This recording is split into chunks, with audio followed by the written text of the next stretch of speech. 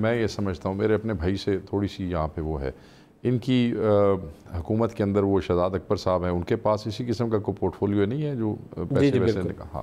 دیکھیں حکومتیں یہ کام کیوں نہیں کر سکتی اور حکومتیں یہ کام کیسے کر سکتی ہیں؟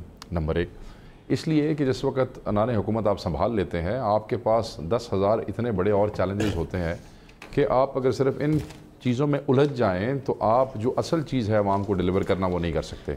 اس میں ہوتا ملک صاحب یہ ہے کہ کمزور نالائق کم پیسوں والے وکیل جو ہیں وہ سرکار نے ہائر کیے ہوتے ہیں، وہ مصروف ہوتے ہیں، وہ کبھی پیش ہوتے ہیں کبھی نہیں پیش ہوتے، کبھی دوسری پارٹی آ کے ان وکیلوں کی مٹھی گرم کر لیتی ہے، وہ نہیں پیش ہوتے، اور جو ان لوگوں کے وکیل ہوتے ہیں وہ اتنے تکڑے، اتنے قابل اور اتنے ایفیشینٹ ہوتے ہیں کہ ان کے لیے کورٹ آف لاء میں ان تمام چیزوں کو مذاق ثابت کرنا کوئی مشکل کام نہیں ہے۔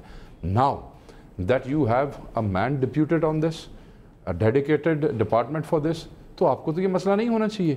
You should hire the best of the lawyers in Pakistan۔